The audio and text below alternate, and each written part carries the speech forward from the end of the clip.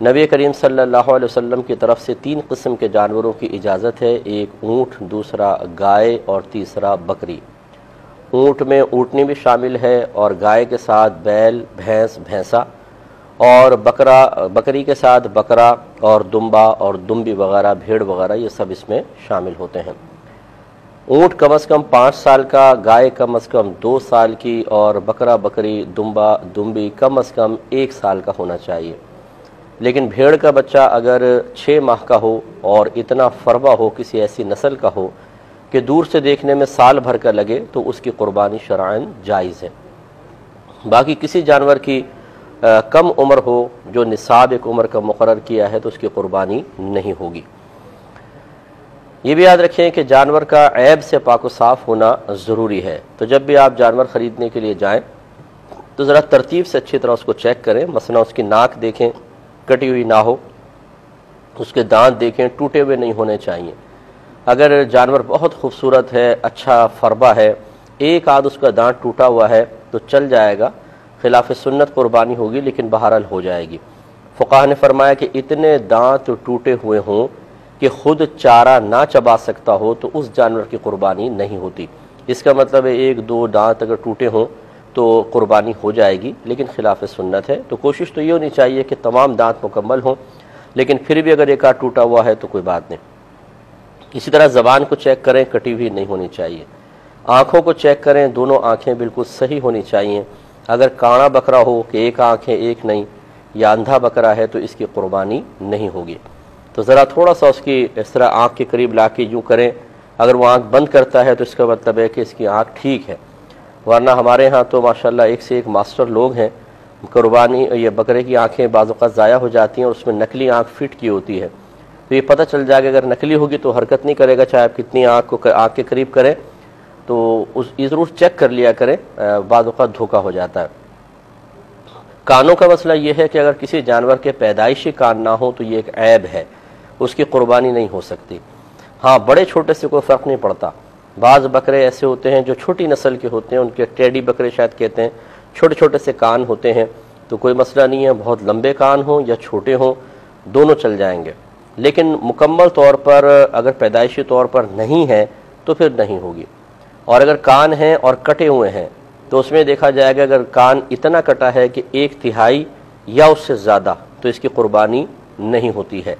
مثال کے طور پہ 3 انچ کا کان ہے اور 1 انچ کٹا ہوا ہے تو یہ 1/3 1/3 جو ہے وہ کٹا ہوا کہلائے گا، یا اس سے زیادہ ہے تو اس کی قربانی نہیں ہوگی۔ لہذا اس سے کم کٹا ہوا ہے تو ہو جائے گی۔ بعض اوقات ایسا ہوتا ہے کہ جانور بہت ہی اچھا ہوتا ہے اور تھوڑا بہت کان میں کچھ خرابی ہوتی ہے، یا جیسے یہ ریوڑ کے ریوڑ لے کر آتے ہیں تو بطور نشانی بعض اوقات کان میں سوراخ سے کر دیتے ہیں چھوٹا سا، تو اس کی قربانی ہو جائے گی، اگرچہ خلاف سنت ہے، مکروہ قربانی ہے، لیکن وہ کراہت اتنی زیادہ نہیں ہے کہ خرابی پیدا ہو، بہت زیادہ خرابی پیدا ہو، تو ایسے جانور کی ہو سکتی ہے، لیکن اچھا ہے کہ پورا کان ثابت ہو تو بہت ہی بہتر ہے۔ اس کے بعد سینگ چیک کر لیں۔ سینگ میں اور کانوں میں ایک بنیادی فرق یہ ہے، اگر پیدائشی کان نہ ہو تو قربانی نہیں ہوگی، لیکن اگر پیدائشی سینگ نہ ہو کسی کے تو قربانی ہو جائے گی، اس کو عیب نہیں شمار کیا گیا، کیونکہ سینگ ایک اضافی چیز ہے اور کان باقاعدہ ایک جسم کا عضو ہے، ایسا جو عضو ہے کہ جس کی وجہ سے حسن پیدا ہوتا ہے اور جانور یا انسان مکمل ہوتا ہے۔ سینگ ایک اضافی چیز شمار کی گئی ہے، تو اس لیے وہ زینت کے لیے گویا کہ کہہ لیں آپ، یا خاص کسی ضرورت کے لیے، جیسے جانوروں کو بعض کو اللہ تعالیٰ نے سینگ دیے ہیں تاکہ وہ اپنا دفاع کر سکیں۔ تو خلاصہ کلام یہ ہے کہ پیدائشی سینگ نہ ہو تو ہو جائے گی۔ اب اگر سینگ ٹوٹ گیا، مثال کے طور پر ٹوٹا ہوا ہے،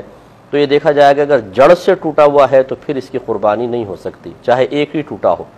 ہاں اگر جڑ سے نہیں ٹوٹا، اوپر سے ٹوٹا ہے تو اس کی قربانی ہو جائے گی، مگر خلاف سنت ہوگی۔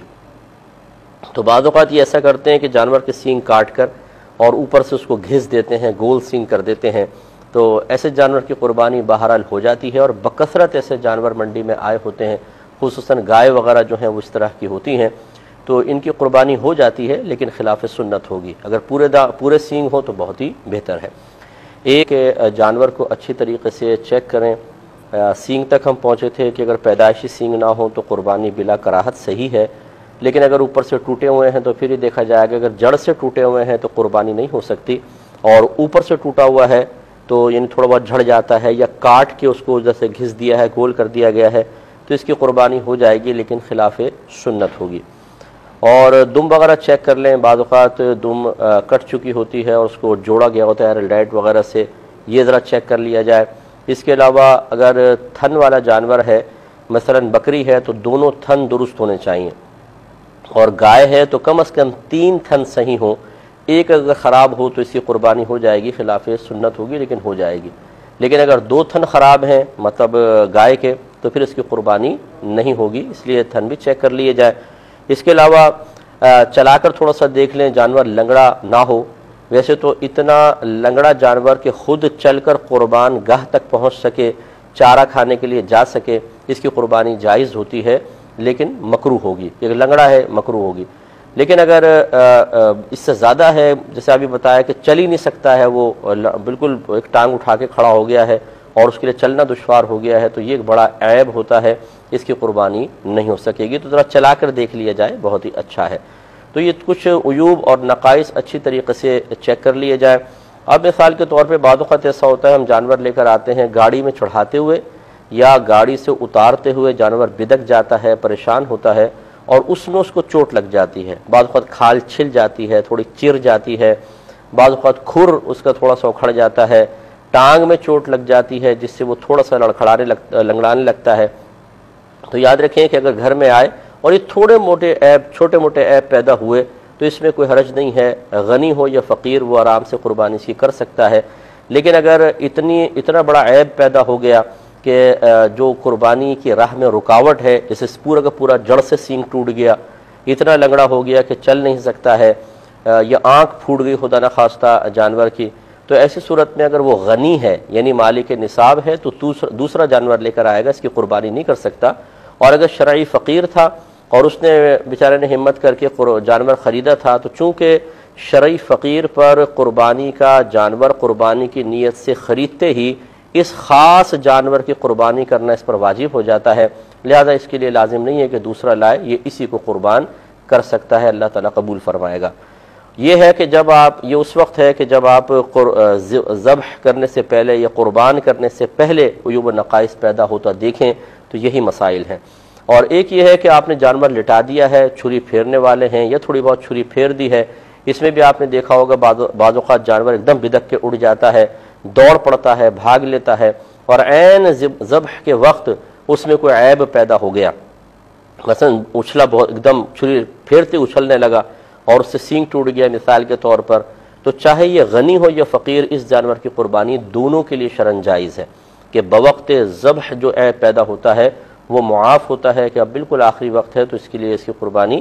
دونوں کے لیے شرعاً جائز ہے۔ ہاں اگر کوئی بہت مالدار آدمی ہے، صاحب استطاعت ہے اور صاحب ہمت بھی ہے، دل بڑا ہے، تو اگر وہ اس جانور کو کہے کہ نہیں چاہے یہ قربانی کے وقت میں اس کو نہیں قربان کرتا، دوسرا لاؤں، تو یہ نور علی نور ہے، اللہ تعالیٰ اس کو مزید برکات سے انشاءاللہ نوازے گا۔